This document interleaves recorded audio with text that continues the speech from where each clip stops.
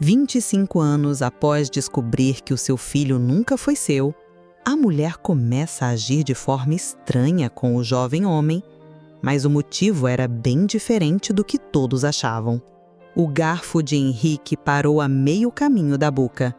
Seus olhos, que sempre foram o espelho dos da minha irmã, agora estavam cheios de uma confusão que me partia o coração. Ele olhou para a mãe, depois para mim, como se buscasse uma tradução para o que acabara de ouvir. "Mãe?" ele repetiu, a voz um fio. "Eu só pedi para me passar o purê de batatas." Maria, minha irmã, nem sequer levantou o olhar do prato. Ela cortava um pedaço de carne com uma precisão cirúrgica, o som da faca contra a porcelana ecoando no silêncio tenso da sala de jantar. "E eu disse que não," ela respondeu, a voz gélida como o mármore da lareira apagada. Augusto, o marido dela, pigarreou. Ele ajeitou os óculos no rosto e forçou um sorriso que não alcançou seus olhos cansados. "Querido, sua mãe está um pouco indisposta hoje. Deixe que eu pego para você." Ele esticou o braço, pegou a travesseira de vidro e a deslizou pela toalha de mesa até Henrique. Mas o estrago já estava feito. Não era sobre o purê de batatas. Nunca era sobre o que parecia ser. Fazia quase um mês que estávamos vivendo nesse campo minado. Jantares que antes eram cheios de risadas e conversas animadas, agora eram exercícios de contenção de danos. E Henrique, meu sobrinho, o menino que vi crescer, estava sempre no centro da explosão. Ele baixou o garfo devagar, o apetite visivelmente desaparecido. "Não, tudo bem. Perdi a fome." Ele empurrou a cadeira para trás, o ruído arrastado parecendo um grito. "Com licença, acho que vou para o meu quarto." Ninguém ousou dizer nada enquanto ele subia as escadas. Ouvimos a porta do seu quarto bater, não com raiva, mas com uma finalidade resignada. O som da derrota. Assim que ele se foi, não consegui mais me segurar. Larguei meus talheres sobre o prato, fazendo mais barulho do que o pretendido. "Maria, pelo amor de Deus, o que foi isso?" perguntei, minha voz um sussurro furioso. "O rapaz só queria um pouco de batata." "Você não sabe de nada, Marceline. Absolutamente nada. Fique fora disso. Cuide da sua vida, que eu cuido da minha." "Ele também é da minha vida. Eu o amo como se fosse meu filho, e dói vê-lo sofrer sem entender o porquê. Se você não me disser o que está acontecendo, eu..." "O quê?" Ela me desafiou, a voz baixa e perigosa. "Vai levá-lo para morar com você? Faça isso. Leve-o. Ficarei grata." O ar saiu dos meus pulmões. Olhei para Augusto, implorando com os olhos. Ele encolheu na cadeira. Ele era um homem bom, mas fraco. Sempre foi. Diante da nova e assustadora força de Maria, ele se tornou um espectador covarde. "Eu não entendo", murmurei, berrotada. "Eu não te reconheço mais, irmã." Ela riu, um som seco e sem alegria. "Talvez você nunca tenha me conhecido de verdade." Com isso, ela virou as costas e saiu da sala de jantar, deixando-me sozinha com o silêncio de Augusto e o eco das suas palavras cruéis. Fiquei ali, sentada à mesa farta, com o estômago revirado. A comida parecia cinza. Lembrei-me de quando Henrique era pequeno e caiu de bicicleta. Ele ralou o joelho e Maria correu, pegou-o no colo e o encheu de beijos, dizendo que o amor dela curaria qualquer dor. Ela ficou ao lado dele a noite inteira, cantando canções de ninar, mesmo ele já tendo 8 anos. Onde estava aquela mulher? O que poderia ter acontecido para transformar um amor tão feroz em um desprezo tão profundo? Eu me levantei, a decisão tomada. "Eu vou embora, Augusto, mas isso não vai ficar assim. Eu não vou deixar o Henrique passar por isso sozinho." Ele apenas assentiu, sem me olhar. "É melhor assim, Marceline. Deixe a poeira baixar. A poeira? Repeti, incrédula. Isso não é poeira, é um furacão. E vocês estão deixando o Henrique bem no olho dele. Saí da casa deles, sentindo um frio na alma. No carro, minhas mãos tremiam no volante. Disquei o número de Henrique.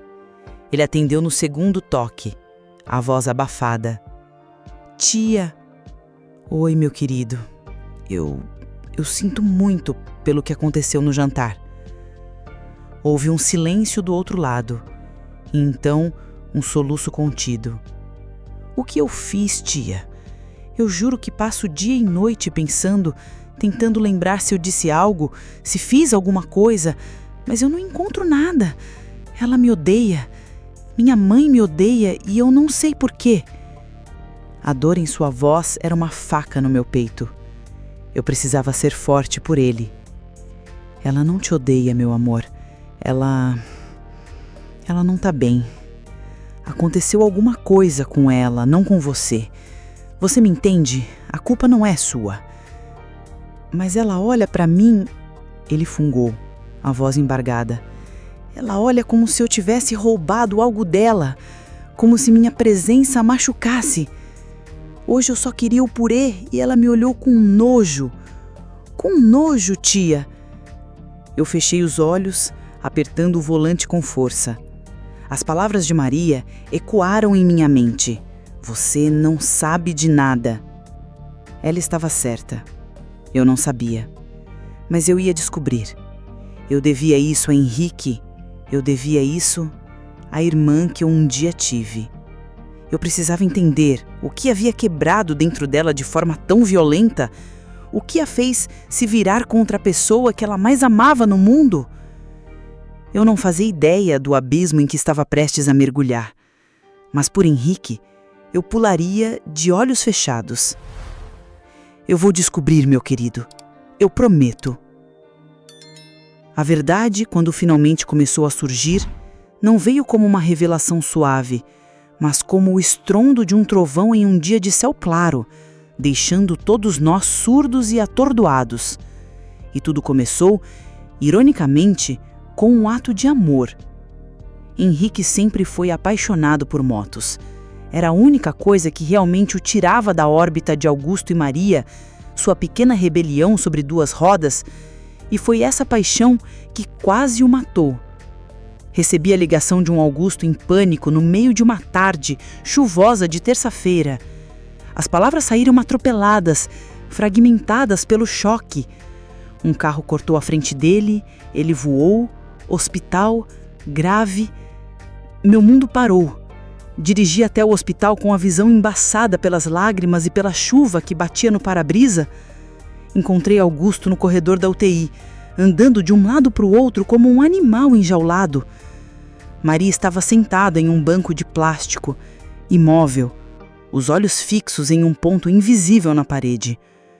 Sua calma era mais assustadora do que qualquer histeria. Como ele está? Perguntei, a voz rouca. Augusto passou as mãos pelo cabelo, exasperado. Quebrou a perna em 2 lugares, 3 costelas.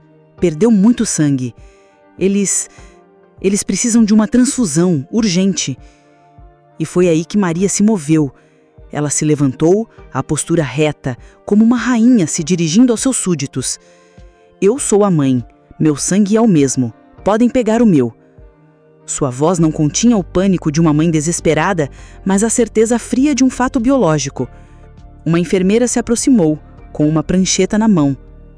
A senhora é O negativo, senhora Dantas? Maria franziu a testa. Não, eu sou A positivo. Henrique também é, eu sei disso. A enfermeira balançou a cabeça, um olhar de pena em seus olhos. Sinto muito, mas seu filho é O negativo. Precisamos de um doador compatível, urgente. O pai, talvez? Todos os olhares se viraram para Augusto, que ficou pálido como um fantasma. Eu sou B positivo, ele gaguejou. O silêncio que se seguiu foi pesado, denso. Era uma aula de biologia do ensino médio que de repente se tornava o roteiro de uma tragédia. 2 pais, um A positivo e um B positivo não podem, sob nenhuma circunstância genética, ter um filho O negativo. A matemática não fechava. A biologia gritava que algo estava errado. Eu olhei para Maria. O vazio em seus olhos começou a ser preenchido por algo novo, algo sombrio e cortante. Uma compreensão lenta e terrível que se espalhava por seu rosto como veneno.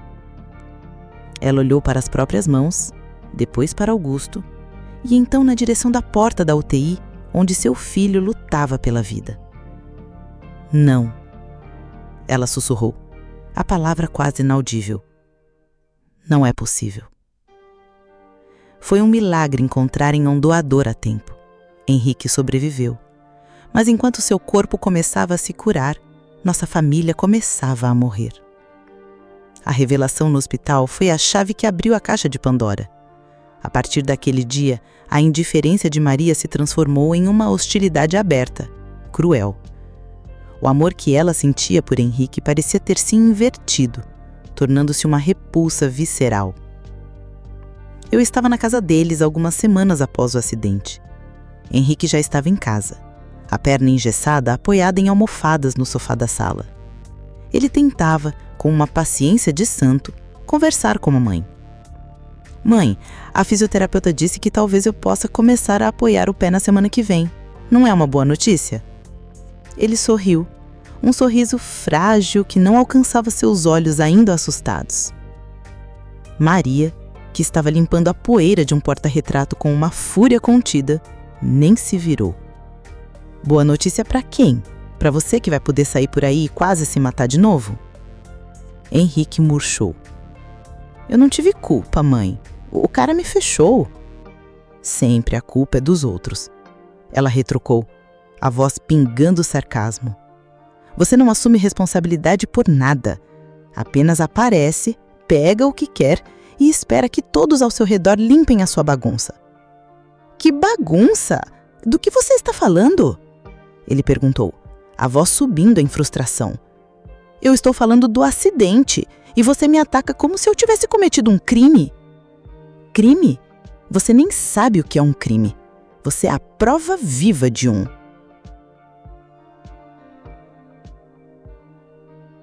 Eu não aguentei. Maria, já chega. Intervi, colocando-me entre os dois.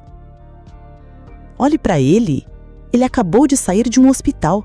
Ele precisa do seu apoio, não do seu veneno. Apoio? Ela riu. Um som que me deu calafrios. Por que eu deveria apoiar um impostor?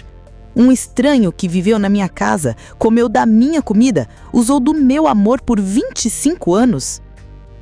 A palavra impostor pairou no ar, feia e pesada. Henrique olhou para ela, a boca entreaberta, a dor em seu rosto tão palpável que eu senti vontade de chorar. Impostor? Ele repetiu, a voz embargada. Mãe, sou eu, Henrique, seu filho. Você não é meu filho, ela gritou, a voz finalmente quebrando, revelando a torrente de dor e raiva que ela vinha represando. Eu não sei do que você está falando. Eu não sei. Henrique começou a chorar. Não eram soluços contidos, mas um choro desesperado, de partir o coração como o de uma criança perdida. Augusto, que tinha entrado na sala atraído pelos gritos, correu para o lado do filho. Maria, por favor, pare com isso. Você está o destruindo. Ele me destruiu primeiro. Ela gritou de volta, apontando um dedo trêmulo para Henrique. Ele se aproveitou do meu amor. Deixou que eu o amasse, que eu me dedicasse a ele, sabendo que era tudo uma mentira. Cada beijo, cada abraço, cada noite que eu passei em claro quando ele estava doente, foi tudo para um estranho. Aquilo era loucura. Uma loucura nascida da dor e da confusão. Henrique não sabia de nada. Ele era tão vítima quanto ela. Mas na mente fraturada de Maria, ele havia se tornado o vilão, o arquiteto de seu sofrimento. Eu vou descobrir o que aconteceu, Maria. Eu disse, a voz firme. tentando encontrar alguma sanidade no meio do caos. Deve haver uma explicação, uma troca no hospital, um erro nos exames, algo. Ela me lançou um olhar que dizia que eu era uma tola ingênua. A única explicação é que ele não é meu, e eu não o quero mais aqui. Eu não consigo mais olhar para ele.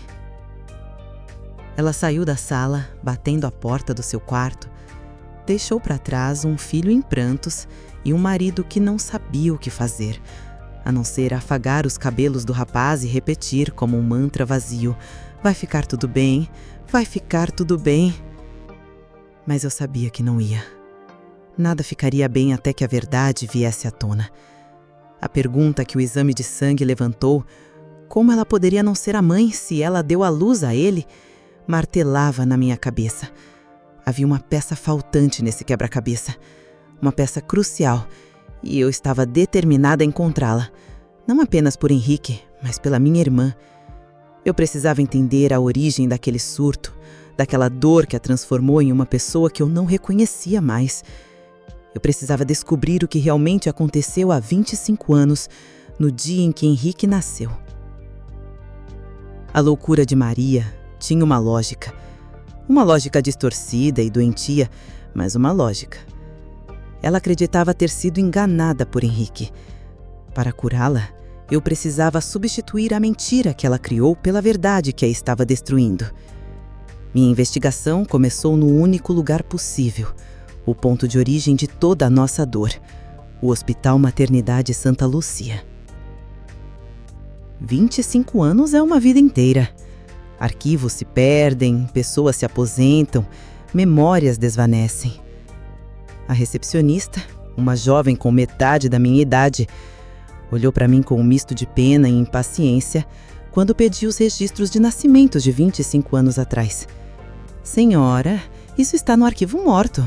Precisaria de uma ordem judicial para um pedido desses. Eu não tinha tempo para a burocracia. Henrique sofria a cada minuto que passava sob o mesmo teto que a mãe que o repelia. Usei a única arma que me restava, a verdade ou parte dela. Minha irmã está doente, eu disse, a voz embargada de uma emoção que não era totalmente fingida. Ela teve um colapso. Ela acredita que o filho dela não é dela, que houve uma troca na maternidade. O médico dela acha que se conseguirmos provar que não houve troca, talvez ela possa melhorar. Por favor, o nome dela é Maria Dantas. O parto foi no dia 12 de abril, há 25 anos. Talvez tenha sido o desespero em meus olhos, ou talvez ela apenas fosse uma alma boa, mas a moça suspirou. Espere aqui. Uma hora depois, ela voltou com uma pasta amarelada e empoeirada. Sentei-me em um canto do corredor e comecei a folhear os papéis frágeis. O registro de Maria estava lá. Deu entrada com fortes contrações, parto complicado, fórceps. E então, o nascimento de um menino, saudável, pesando 3 quilos de 200 gramas. Assinado pelo médico de plantão. Tudo parecia normal. Minha esperança murchou. Não houve troca. Então o que era aquilo? Um erro no exame de sangue do hospital do acidente? Mas continuei a folhear, sem saber o que procurava.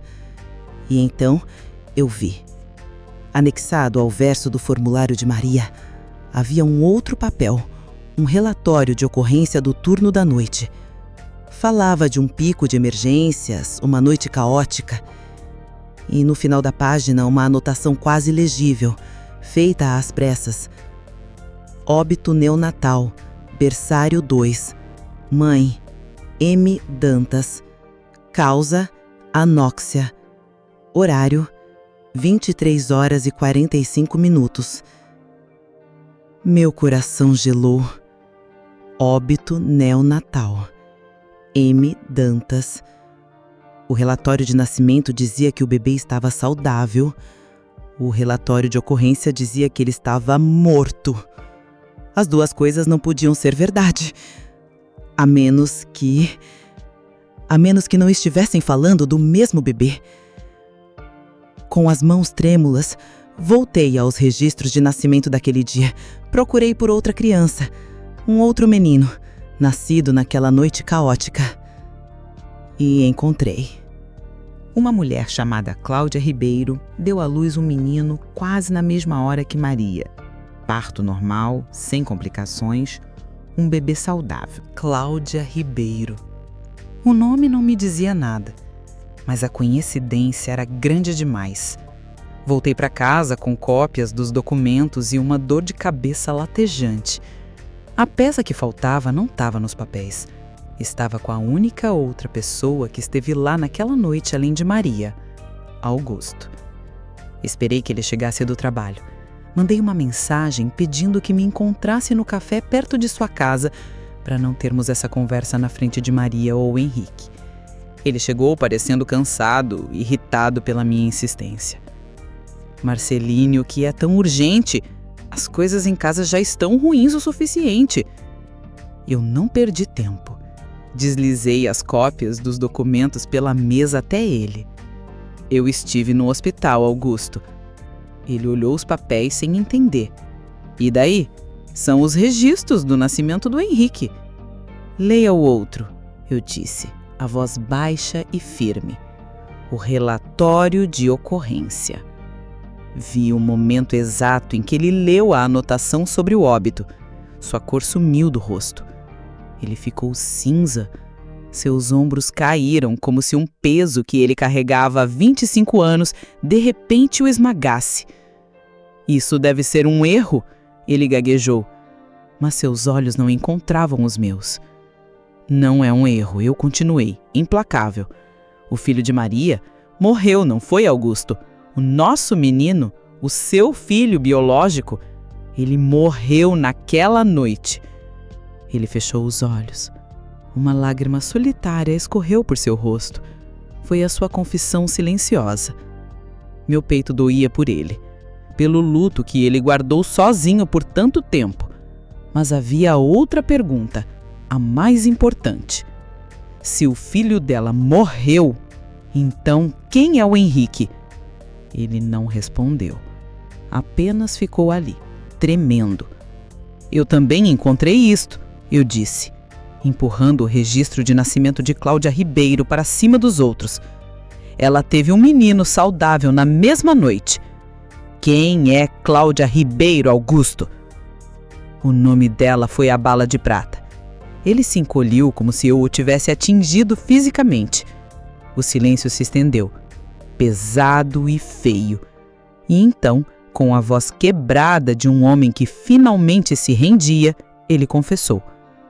Cláudia era amante dele.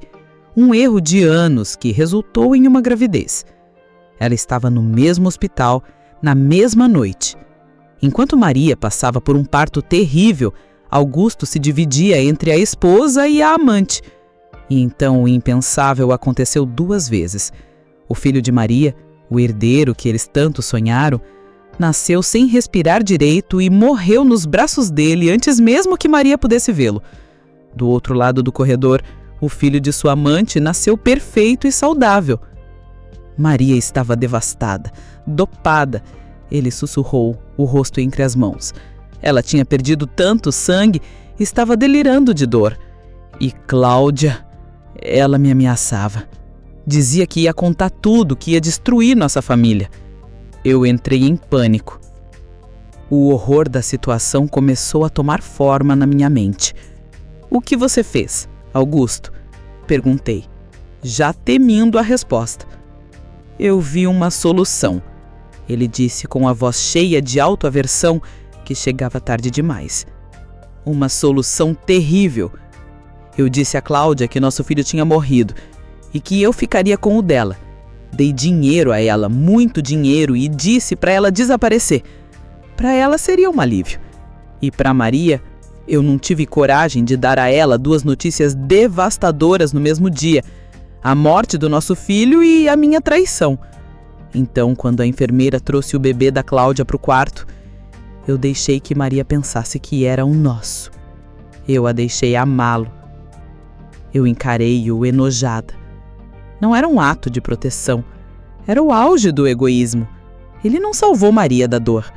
Ele roubou ela do direito de chorar pelo próprio filho. Ele condenou Henrique a uma vida de mentiras e Cláudia a uma vida sem o seu menino. tudo para salvar a própria pele. E agora? Disse eu, a voz fria. Agora Maria está destruindo um rapaz inocente porque você não teve coragem de enfrentar seus erros. Naquela noite, fomos para a casa dele. Augusto entrou na frente, um condenado caminhando para a forca.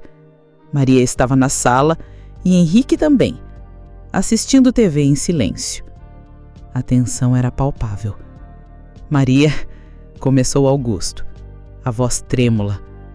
Precisamos conversar. Marceline descobriu a verdade. Maria me olhou com desprezo. Que verdade? Que esse garoto é um impostor? Ele não é um impostor, eu disse, aproximando-me com cuidado. Ele é a vítima.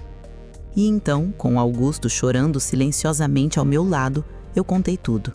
Falei do bebê que não sobreviveu. Falei do luto que foi negado a ela. Falei da traição, do caso, do outro bebê. Falei de Cláudia Ribeiro. Henrique ouvia tudo, pálido, o controle remoto caindo de sua mão. Sua identidade inteira estava sendo desmantelada na sua frente. Mas foi Maria que me prendeu a atenção. Conforme eu falava, o olhar de desprezo em seu rosto começou a vacilar. A raiva dura e fria dirigida a Henrique se dissolveu, sendo substituída por uma onda de confusão, depois de horror e finalmente de uma dor tão profunda e antiga que era excruciante de se ver. A loucura se foi. O surto psicológico, que era uma defesa contra uma verdade que ela não entendia, quebrou-se. Ela olhou para Augusto e pela primeira vez a raiva encontrou seu alvo certo. Era uma fúria pura, branca, a fúria de uma mulher duplamente traída. E então, seu olhar caiu sobre Henrique. Não havia mais ódio ali, havia apenas uma tristeza infinita. E ela começou a chorar. Não pela traição, não ainda. Ela chorava pelo filho que ela nunca segurou, pelo luto que ela nunca viveu. O pobre Henrique, sentado no sofá, apenas assistia, o rosto uma máscara de choque, enquanto a mulher que o odiou por semanas agora chorava não por ele, mas por um fantasma. O chão havia sumido debaixo dos pés de todos nós. O silêncio que se seguiu à confissão de Augusto não foi um silêncio vazio. Estava cheio de 25 anos de mentiras, de um luto roubado e de uma identidade estilhaçada. Henrique estava congelado no sofá, o rosto uma tela em branco onde o choque ainda pintava sua obra-prima. Mas Maria parecia ter despertado de um longo pesadelo apenas para encontrar-se em outro, muito mais real. A dor no seu rosto pela perda do filho recém-nascido era uma ferida aberta, mas a fúria em seus olhos quando se virou para o marido era um incêndio. Saia, ela disse, a voz surpreendentemente calma, o que a tornava ainda mais aterrorizante. Augusto, com o rosto banhado em lágrimas, deu um passo em sua direção. Maria, meu amor, me perdoe, eu fiz isso para te proteger, eu juro. Proteger? Ela cuspiu a palavra como se fosse veneno. Você não me protegeu, você me mutilou. Você me roubou o direito de chorar pelo meu filho. Você me deixou viver uma mentira e me transformou em um monstro para outro menino inocente. Cada eu te amo que eu disse a você nos últimos 25 anos foi uma piada. Cada vez que você me abraçou, você estava me sufocando com o seu segredo. Ela caminhou até ele e por um segundo pensei que ela fosse agredi-lo. Em vez disso, ela parou a centímetros de seu rosto. Saia. Augusto, com o rosto banhado em lágrimas, deu um passo em sua direção. Maria, meu amor, me perdoe. Eu fiz isso para te proteger, eu juro. Proteger? Ela cuspiu a palavra como se fosse veneno. Você não me protegeu. Você me mutilou. Você me roubou o direito de chorar pelo meu filho. Você me deixou viver uma mentira e me transformou em um monstro para outro menino inocente. Cada eu te amo que eu disse a você nos últimos 25 anos foi uma piada. Cada vez que você me abraçou, você estava me sufocando com o seu segredo. Ela caminhou até ele e por um segundo pensei que ela fosse agredi-lo. Em vez disso, ela parou a centímetros de seu rosto. Saia. Augusto começou a chorar, porém colocou algumas roupas na mala e partiu da casa. Enquanto Augusto subia as escadas, um homem derrotado para juntar os pedaços de sua vida em uma mala, Maria finalmente se virou para Henrique. A transição em seu rosto foi dolorosa de assistir. A fúria desapareceu, dando lugar a uma maré de culpa e arrependimento. Ela deu um passo em sua direção, as mãos estendidas, mas parou, como se uma barreira invisível a impedisse. Maria, começou a falar, porém recebeu um olhar de desprezo. Henrique finalmente se moveu. Ele levantou os olhos e eles estavam vazios. A dor era tão grande que ainda não havia se registrado completamente. Ele estava em choque. Então, tudo foi uma mentira. Ele perguntou com a voz fraca: meu aniversário, meu nome, minha vida inteira. Não, ela disse, desesperada. O amor não foi uma mentira. Eu juro, Henrique, o amor que eu senti por você foi a única coisa real em tudo isso. Eu te amei mais que a minha vida. Fui eu que me perdi. A dor, a confusão, me envenenou. Mas eu descarreguei em você. E isso é imperdoável. Ela começou a chorar, soluços profundos que vinham da alma. Você pode me perdoar um dia? Henrique balançou a cabeça lentamente. Não em negação, mas em pura confusão. Eu não sei nem quem eu sou para poder perdoar alguém. Quem sou eu, tia Marceline? Ele perguntou, virando-se para mim, a única âncora que lhe restava. Meu coração se partiu. Aproximei-me e sentei-me ao seu lado, envolvendo seus ombros com meu braço. Você é o Henrique, o rapaz doce, inteligente e forte que eu vi crescer. Nada muda isso. Tudo muda, ele sussurrou. Eu tenho o sangue de outra pessoa. Eu tenho os olhos de outra pessoa. Existe uma mulher em algum lugar que talvez pense em mim, ou talvez não. A ideia pareceu atingi-lo com força. Ela me deu. Meu pai, Augusto, ele me comprou. Naquele momento, Augusto desceu as escadas com uma mala na mão. Ele parou ao ver a cena, a família que ele destruiu agrupada no sofá. Ele abriu a boca para dizer algo, talvez um último apelo, mas o olhar de Maria o silenciou. Ele baixou a cabeça e caminhou em direção à porta. Antes de sair, ele olhou para Henrique uma última vez. Eu sinto muito, filho, ele murmurou. Henrique não respondeu. A palavra filho da boca de Augusto agora era apenas um insulto. Augusto saiu, fechando a porta atrás de si, e um capítulo de nossas vidas foi encerrado com um clique sombrio. Nos dias que se seguiram, a casa ficou em um silêncio pesado. Maria tentava se aproximar de Henrique, cozinhava suas comidas favoritas, perguntava sobre seu dia, tentava conversar, mas era como tentar colar os cacos de um espelho com as mãos nuas. O amor dela estava lá, desesperado para consertar o dano, mas a crueldade das suas ações nas semanas anteriores havia criado um abismo entre eles, e a verdade era uma sombra constante sobre cada gesto. Cerca de uma semana depois, Henrique me chamou no seu quarto.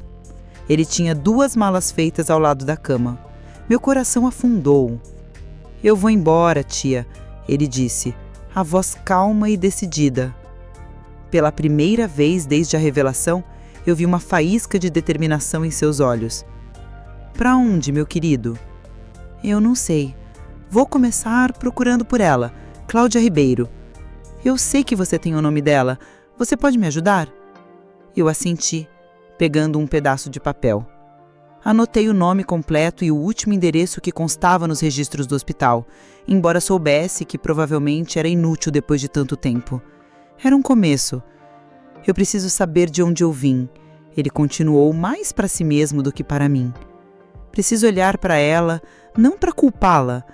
Eu só preciso ver meu rosto no rosto de outra pessoa. Preciso saber se tenho irmãos.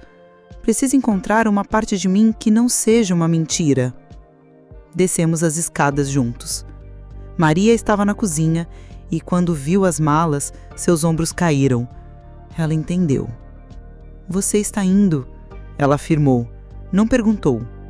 Eu preciso, ele disse, a voz suave, mas firme. Não é por causa de você. Quer dizer, não é porque eu te odeio. Eu não te odeio. Eu acho que ainda te amo, mas eu não posso ficar aqui. Esta casa, estas paredes, elas estão cheias de fantasmas. O fantasma do menino que deveria ter sido eu e o fantasma do menino que eu pensava que era. Maria caminhou até ele, as lágrimas escorrendo livremente. Eu entendo. Você sempre terá um lugar aqui, Henrique. Esta sempre será a sua casa. Ele deu um passo à frente e a abraçou. Foi um abraço estranho, cheio de amor e dor, de familiaridade e distância. Obrigado por tudo, ele disse. E eu sabia que ele se referia aos 25 anos de amor, não às últimas semanas de dor. Ele me abraçou também. Um abraço forte e longo. Obrigado por ter descoberto a verdade, tia. Mesmo que ela machuque. Então, ele pegou suas malas e caminhou para a porta, da mesma forma que Augusto havia feito, mas com um propósito totalmente diferente. Ele não estava sendo expulso, ele estava se libertando. Eu e Maria ficamos paradas na porta, observando-o colocar as malas no carro e partir, sem olhar para trás. Um filho indo em busca de uma mãe, deixando outra para trás, para lamentar. Quando o carro desapareceu na esquina, Maria se apoiou em mim, o corpo tremendo de soluços. A vingança dela contra Augusto foi completa. Ele estava sozinho e derrotado. Mas a vitória tinha um gosto amargo de cinzas. Ela estava livre da mentira, mas agora vivia em uma casa vazia, assombrada pelo luto de um filho que ela nunca conheceu e pela ausência do filho que amou e que a verdade levou embora. A vingança emocional fora cumprida, mas a superação parecia uma jornada longa e solitária, que estava apenas começando.